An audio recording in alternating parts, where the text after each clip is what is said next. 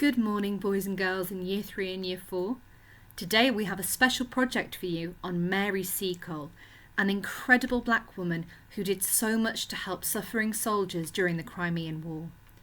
As you know, we're in the month of October, which is special for two reasons. One, it's the month of the Rosary, where we pray to Mary. But two, it's Black History Month, where we look at incredible black figures in history and see how inspiring they are. Today we're going to ask you to create a project around Mary Seacole to bring in and share on Tuesday. Let's jump in together. Introduction. Today you will learn about the amazing Mary Seacole. Use your new knowledge to make a poem. Decorate and add any information you think will make us go, wow. We're going to start off with Mary Seacole's childhood. Remember, you can pause the video at any point to write down notes. Childhood. Mary Seacole was born in 1805 in Kingston, Jamaica. Her father was a Scottish soldier and her mother was a Jamaican doctress.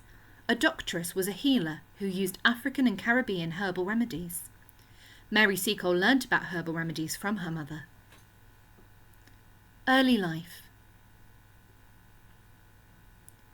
Mary was well educated and well travelled.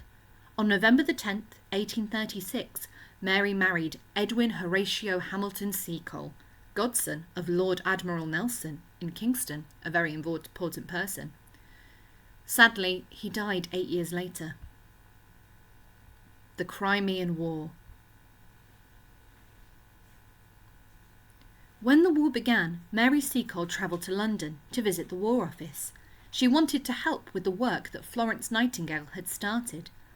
Florence Nightingale was a white woman who had gone to help the troops. She would heal them. Unfortunately, things were not so easy for Mary Seacole. Although she had very good references, her offer of help was turned down. This was very likely because of racism. Seacole was a mixed heritage woman and was treated unfairly because of her race at different times during her life. Racism is now against the law, but it wasn't when Mary Seacole was alive. Unfortunately, racism is still something that affects the lives of people today. Mary Seacole decided that she would pay for herself to get to Crimea. She set up a boarding house and restaurant there called the British Hotel. This provided her with some income. Seacole cared for and treated the injured soldiers with her herbal remedies. She even travelled to the location of the fighting and treated soldiers there. This was very dangerous and very hard work. Herbal remedies. Mary Seacole mixed plants together to make her herbal medicine to help the wounded soldiers, as other medicines were not easily available. These are some of the ingredients she used in her medicines. Lemongrass, boiled to help a fever. Aloe vera, mixed to help heal cuts and wounds. Ginger, ground to help diarrhea. Lemons, mixed to help coughs. Okra, chopped to heal boils. She would grind ingredients with a pestle and mortar, mix them in a mixing bowl, or place them in a pan over a fire. In some countries, remedies like this are still used today. After the war. After the war, Seacole returned to Britain. She had no home and was in bad health. The British people heard of Seacole's good work. They wanted to help her, so they held a fundraiser to raise money. In 1857, a book was published about her life. The Wonderful Adventures of Mrs. Seacole in Many Lands was an autobiography. This means she wrote it herself. It was one of the first to be written by a black woman in Britain.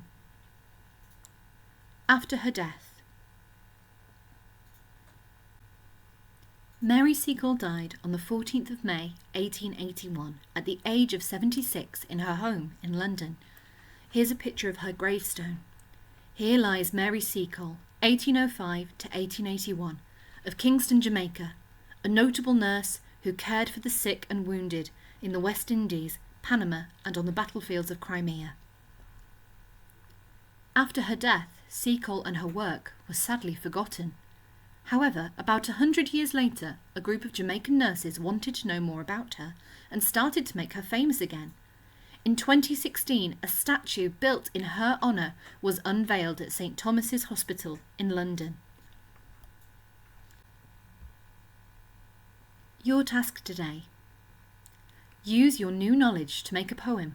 Decorate and add any information you think will make us go, wow. Here's an example to get you started. Mary Seacole had a lion's heart. She was brave, courageous and strong. Squelch, crunch, she mixed and brewed to make people better with her special remedies.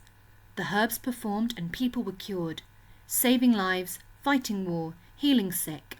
Mary Seacole was an inspiration to us all. You'll notice that this poem doesn't rhyme, and that's fine.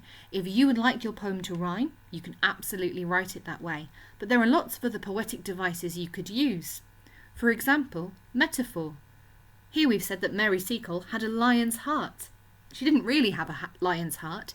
It's a way to make her sound brave. We also have the rule of 3, using 3 describing words in a row: brave, courageous and strong. Then we have onomatopoeia, using sound words for dramatic effect: squelch, crunch.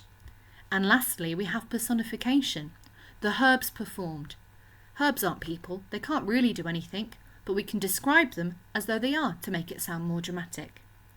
Feel free to use these poetic devices or any others that you have learned in your classrooms to make your poems really incredible. Remember, we'd love to see you decorate them or add any other information that you find. We're looking forward to seeing them on Tuesday.